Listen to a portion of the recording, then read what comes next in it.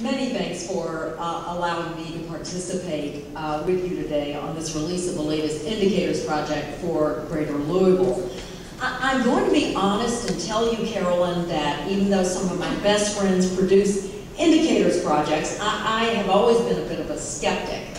Often the data seem to treat all facts as equal, and we know they're not. And sometimes it seems like more is supposed to always supposed to be better when we know more can just be overwhelming. But I really think you've got it right here in Louisville in shaping your Indicators projects in a way that points to these three deep drivers of change, and we could not be any more in alignment with what you've chosen and identified as these deep drivers of change. So good for you.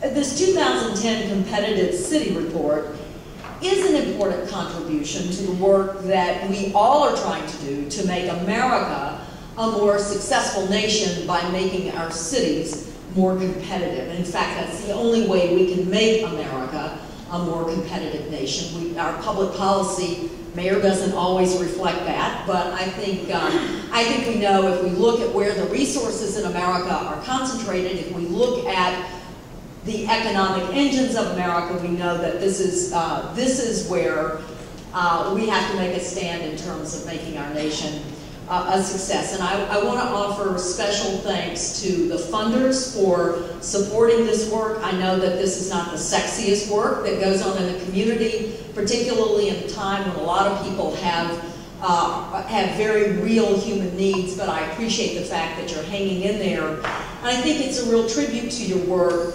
that the mayor acknowledges how this work has shaped his own focus in where he's focused his work, and I think that is frankly remarkable, and to his credit and to Louisville's great credit as well. I've got just a few minutes, so I want to share with you some work that CEOs for Cities has been doing that I think can provide at least a framework for your thinking about these deep drivers of change and the challenges you face in improving those drivers here in Louisville. I think it's interesting, Carolyn, I really like the fact that you started in 1960 and you show the progress you've made, because I think sometimes, you know, this job, there's nothing easy about moving these drivers, nothing easy at all.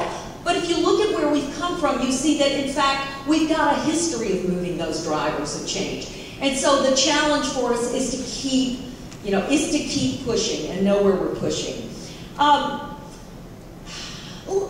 me talk about something unlikely to begin, and that's the 1939 World's Fair. I know it may seem odd, but in many ways I think we are still living with the legacy of the 1939 World's Fair and its wildly popular exhibit called Futurama. Futurama gave us this really new idea of how we could live in America, in cities, and we would separate work and work and home would be seamlessly connected with these new sort of cool highways, and cars would go back and forth, and we would all live a lovely life. Now, if you fast forward 50 years later, 1989, and what do we have? We have Futurama. But it had a few unintended consequences. Didn't quite work like those films told the World's Fair goers it would work. Traffic didn't exactly flow smoothly. Commutes got longer, vehicle miles traveled increased, gas prices soared, and transportation costs became an ever-increasing percentage of the household budget. Oops, not exactly what fairgoers had imagined. And by 1989, we had built a rather expensive way of life that required a lot of oil, foreign oil, Gulf oil, plus a lot of inefficient infrastructure to support it. And that required more taxes after a decade of being told that taxes were un-American. But also in 1989, life in America began to shift in ways that I think then were almost imperceptible. In 1989, the hit TV series Seinfeld launched, featuring 4 singles living in New York. 5 years later, the hit TV series Friends launched, featuring 4 singles living in New York.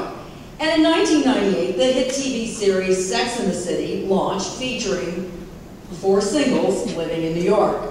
Well, by 2000, young adults in America, 25 to 34-year-olds, were actually 33% more likely than other Americans to live within a 3-mile radius of the nation's central business districts. And interestingly, that trend persisted in every single one of the top 50 metro areas in America. So this was no longer about New York, this was about America.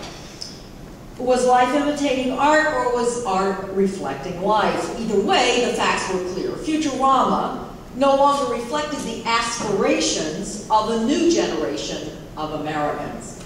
In fact, America was changing in very important ways, and continues to change in important ways. Today, less than 25% of households are considered traditional, with mom, dad, and kids all living under the same roof. Think about that, less than 25%. And yet, that image of the American family continues to dominate the ways in which we think about what's normal and how we build our communities to accommodate normal. More women work than men. We were talking about that earlier. And apparently we can expect that trend to continue. There's a story just a couple of weeks ago about the little girls in New York that outnumber the boys in the city's gifted classes. Gas prices are now permanently high. I think no one really expects them to go back down to normal levels. The worst foreclosures of the last 24, 36 months have occurred not in the cities, not in America's inner cities, but in the farthest suburbs, away from the CBDs. I told you that young adults were moving to cities in far greater numbers than other Americans, but as the mayor said, they're choosing to live, they're choosing cities first by where they want to live, then they look for a job. And unlike earlier generations, young adults, when they finally, and finally is a very important word here, when they finally couple and have children, because they are waiting much longer, they're not necessarily fleeing the city. That's why you're seeing these strollers in the most unlikely neighborhoods. And interestingly, and I think we've all seen this trend, again, it's pretty predominant now in American cities, as young adults have moved to cities, who knew their empty nester baby boomer parents are following them. A lot of times it starts with the apartment in the city or the condo in the city for the weekend. Who would have thought that 20 years ago? But now, and then it's like, hey, it's a lock and leave lifestyle, 24/7, I sort of like this. And so you're seeing baby boomer parents follow their kids to cities. Now, businesses once followed people out of cities, right? They followed people out of cities. So as people return to cities, you've got to believe businesses are probably going to follow them back to cities. In fact, that's happening in a number of places. And if you talk to real estate consultants, they'll tell you there's 2 reasons. They're not necessarily following the consumer market. They're following the market of young talent that lives in cities, that wants to work in cities, and therefore they want to be able to capture that talent. But the unspoken reason, real estate consultants will tell you, is they also want to leave their older employees who are less likely to adapt and change or nod in your head if they can move. So they don't have to do the hard job of the layoffs, they simply move their business. Very interesting trend.